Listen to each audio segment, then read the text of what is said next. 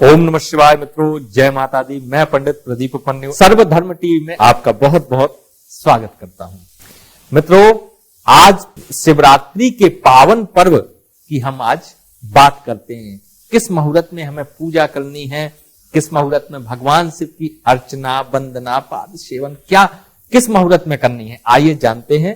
शिवरात्रि का जो पारायण मुहूर्त है वो 6:36 से दोपहर 3:04 और 32 सेकंड तक 12 मार्च को रहेगा।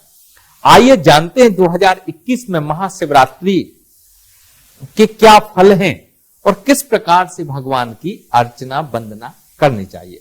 महाशिवरात्रि हिंदुओं के सबसे बड़े पर्वों में से एक है। दक्षिण भारतीय पंचांग अमावास्या तो पंचांग के अनुसार माघ माह के कृष्ण पक्ष की चतुर्दशी को यह पर्व मनाया जाता है। वहीं उत्तर भारत पंचांग पूर्णांत पंचांग के मुताबिक फाल्गुन मास के कृष्ण पक्ष की चतुर्दशी को महाशिवरात्रि का आयोजन होता है। पूर्णांत व अमावास्यांत दोनों ही पंचांगों के अनुसार महाशिवरात्रि एक ही दिन पड़ती है, इसलिए अंग्रेजी कैलेंडर के हिसाब से पर्व की तारीख वही रहती है। इस दिन शिव भक्त मंदिर में जाकर शिवलिंग पर बेल पत्र आदि चढ़ाकर पूजा व्रत तथा रात्रि जागरण भी करते हैं। महाशिवरात्रि व्रत का शास्त्रों बहुत अच्छा नियम है।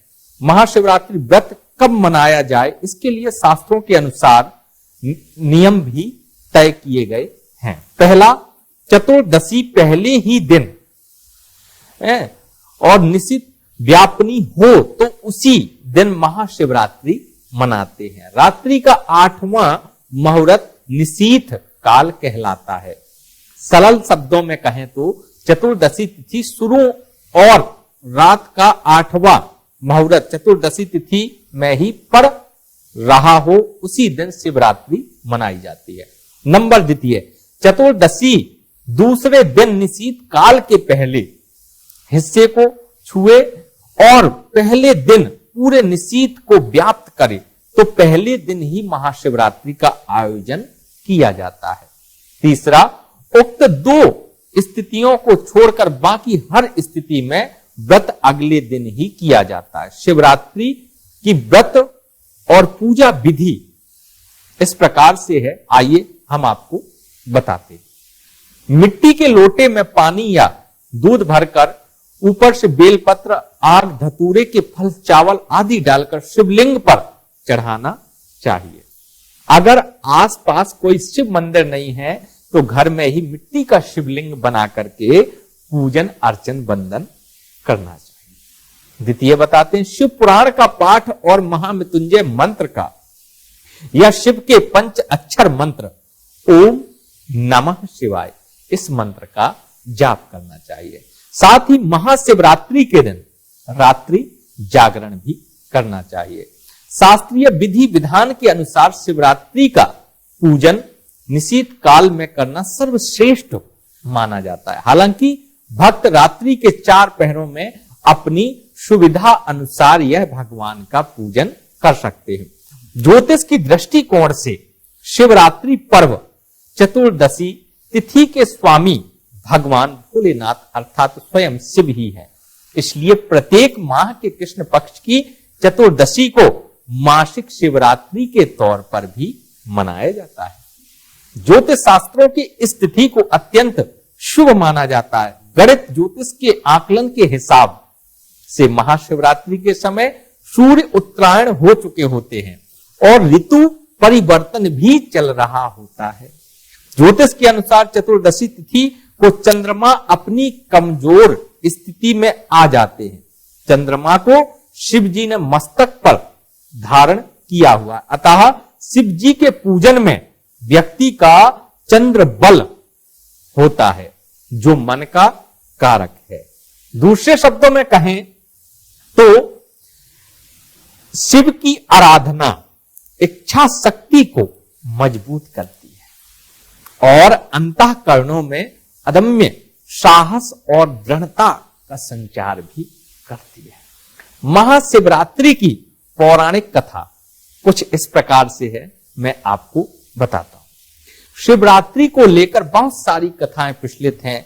विवरण मिलता है कि भगवान शिव जी व माता पार्वती ने शिव को पति के रूप में पाने के लिए घनघोर तपस्या की थी। पौराणिक कथा के अनुसार फलस्वरूप फाल्गुन कृष्ण चतुर्दशी को भगवान शिव और माता पार्वती का विवाह हुआ था। यही कारण है कि महाशिवरात्रि को अत्यंत महत्वपूर्ण और पवित्र माना जाता है।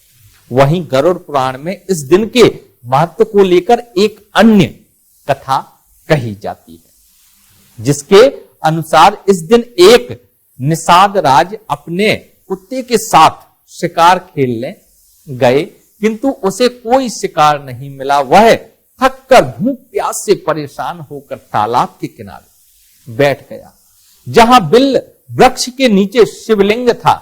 अपने शरीर को आराम देने के लिए उसने कुछ बिल्व पत्र तोड़े जो शिवलिंग पर गिर गए।